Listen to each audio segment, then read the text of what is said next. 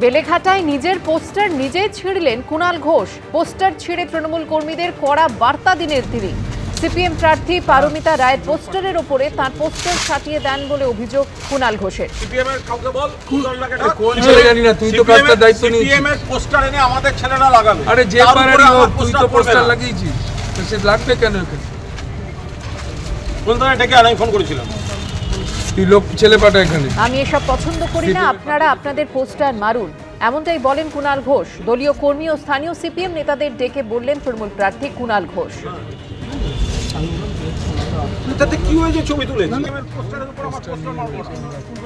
ওদের দুটো পোস্টার হন মেরে দে।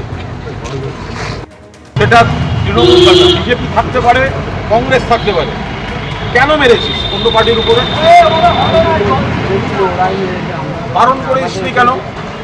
বেচু বলে গেছিল তো, দেখি বেচু দেখেই আসলি ওদেরকে, দেখিয়েছি ওদেরকে, বলেছি কোনো অবস্থায় অন্য বাড়তি উৎসাহ দেখাবি না। আমার বাড়তি ছেলে বাড়তি উৎসাহ ভোটের জন্য দরকার নেই।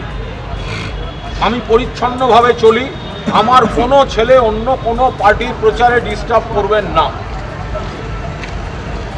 অন্য পার্টির এভরি রাইট আছে তারা পোস্টার মারবে, আমার কোনো পোস্টার অ্যাটলিস্ট তাদের উপর পড়বে না।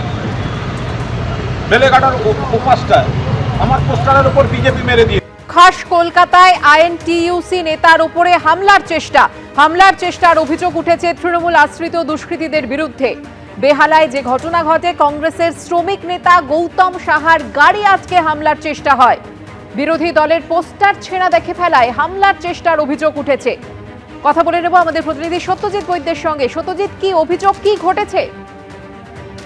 দেখো, গতকাল গভীর রাতের ঘটনা। গত রাতে যেমনটা হয়েছে যে বেহালা এলাকার কংগ্রেস নেতা গৌতম সাহা তিনি টালিগঞ্জ থেকে ফিরছিলেন, নিজের গাড়ি চালিয়ে ফিরছিলেন। সে সময় তার উপরে হামলার চেষ্টা চলে, যেমনটা তিনি অভিযোগ করছেন। তার অভিযোগ যে তৃণমূল আশ্রিত বেশ কয়েকজন দুষ্কৃতী সে সময় রাস্তায় অন্যান্য যে রাজনৈতিক দল তাদের যে পতাকা তা ছেঁড়ার চেষ্টা করছিল বা ছিঁড়ছিল। সেই ঘটনা দেখে ফেলাতে তার উপরে হামলা চলে বলে তিনি অভিযোগ করছেন। তার গাড়ি আটকে ধরা হয় এবং গাড়ি উদ্দেশ্য করে ইট পাটকেল, রাস্তার স্টোন চিপ এগুলো ছোড়া হয়, এমনটা অভিযোগ।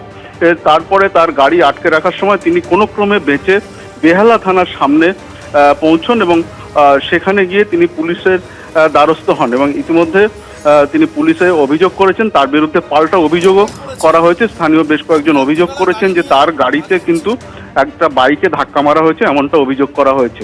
অর্থাৎ দুপক্ষই একে অপরের বিরুদ্ধে অভিযোগ করেছে এবং এই গৌতম সাহা তিনি যেমনটা অভিযোগ করছেন যে তিনি এলাকায় পরিচিত, তাকে চিনে ফেলার কারণেই তার উপরে এই হামলা ঘটেছে এবং অন্যান্য রাজনৈতিক দলের যে পতাকা ছেঁড়া হচ্ছিল সেই ঘটনা তিনি দেখে ফেলার কারণেই তার উপরে হামলার ঘটনা, এমনটাই অভিযোগ।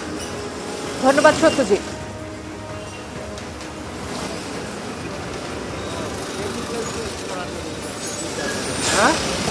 গুন্ডারা আমার উপরে অ্যাটাক করেছে। আমি রাত্রিবেলা গাড়ি নিয়ে বাড়ি ফিরছিলাম।